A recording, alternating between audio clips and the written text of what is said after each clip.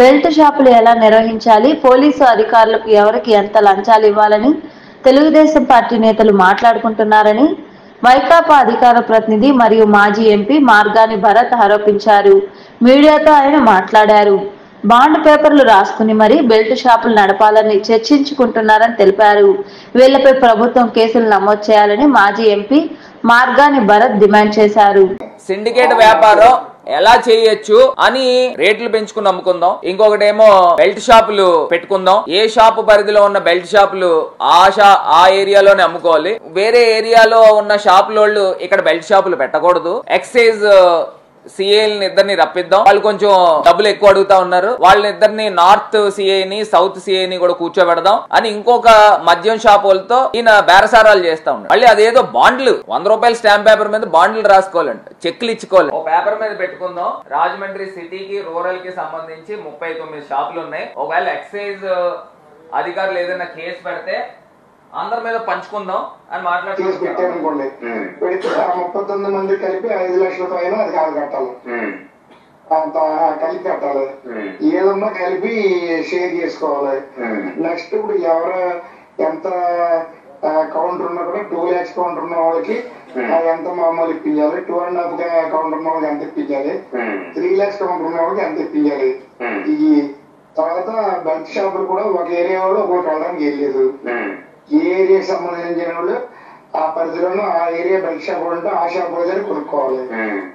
ఇది ఏం మాట్లాడుతున్నాడంటే బెల్ట్ షాపులు ఏ ఏరియాలో ఉన్న షాపులకి దానికి అనుసంధానంగా బెల్ట్ షాపులు వాళ్ళే పెట్టుకోవాలండి. అంటే పక్కన ఏరియాలో ఉన్న షాపుల వాళ్ళు ఈ షాపుల తాలూకా బెల్ట్ ఏరియాలో పెట్టకూడదంట. ఏ ఏరియాలో ఉన్న బెల్ట్ షాపులు ఆ ఏరియాలోనే పెట్టుకోవాలి. ఎవరికి ఇబ్బందులు లేకుండా ఆ ఏరియాలో బెల్ట్ షాపులు పెట్టుకుని అమ్ముకోవాలని డైరెక్ట్ గా చెప్తున్నాడు. ఈయన ఎవడండి? ఈయన తెలుగుదేశం పార్టీ రాజమండ్రి సిటీ అధ్యక్షుడు. ఈయన బినామీ అనుకుంటా. ఒకసారి విందాక పూర్తిగా. రెండోడు దోవడానికి ఏం లేదు. ఇవన్నీ ఈవినింగ్ అన్ని పెట్టి ఆ బాండ్ మీద సంతకం పెట్టించి ఇది ఫుల్ గా రాలేదు. ఇప్పుడు ఇంకోటి ఏం చెప్తున్నాడంటే షాప్ మీద సంతకం పెట్టించంట, బాండ్ మీద సంతకం పెట్టించి ఏ ఏరియాలో ఆ ఏరియా వాళ్ళు బెల్ట్ షాపులు అమ్ముకోవడానికి గురించి సంతకాలు పెడుతున్నారు.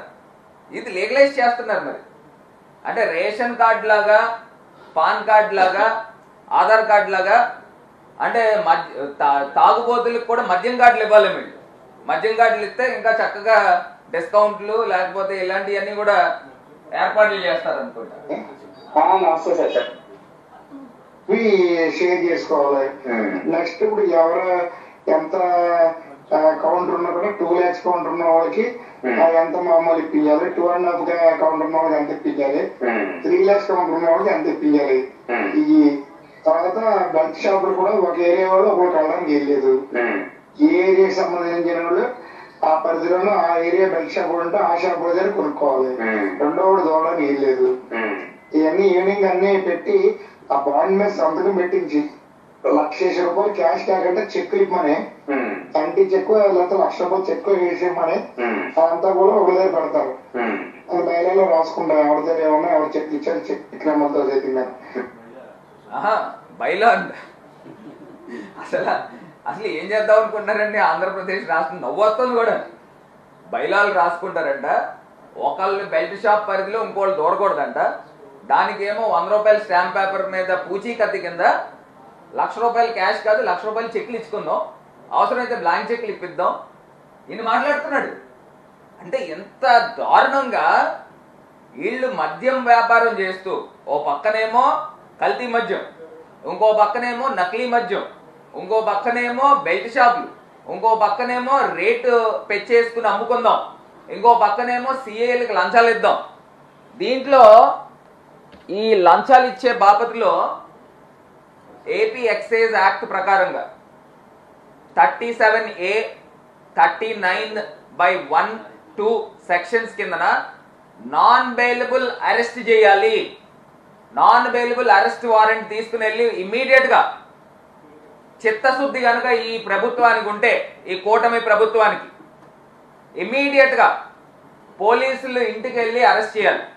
ఎవరెవరికి సంభాషణలు చేశాడు ఇవన్నీ బయటికి తీస్తే చిత్తశుద్ధితో మళ్ళీ చెప్తున్నా, ఒకవేళ నిజంగా తెలుగుదేశం పార్టీ అధిష్టానం ప్రమేయం లేకుండా ఇది జరుగుతుంది అని అంటే ఇమీడియట్ గా పార్టీ నుంచి సస్పెండ్ చేయండి, ఇమీడియట్ గా అరెస్ట్ చేయండి, ఏ సెక్షన్స్ అయితే వస్తాయో ఆ సెక్షన్స్ ప్రకారంగా అరెస్ట్ చేయండి. దీంతో పాటు కరప్షన్ డైరెక్ట్ గా ఒక ప్రభుత్వ అధికారులకి లంచాలు ఇద్దాము, ఎక్సైజ్ డిపార్ట్మెంట్ కి నార్త్ సిఐకి సౌత్ సిఐకి ఇద్దామని చెప్పి డైరెక్ట్ మాట్లాడుతున్నాడు.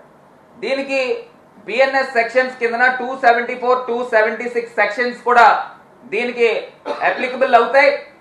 దీని వెనకాతలు ఎవడున్నాడు అనే దాన్ని కూడా ఖచ్చితంగా బయటికి తీసుకురావాల్సిన అవసరం ఉంది అని కూడా ఈ సందర్భంగా తెలియపరుస్తూ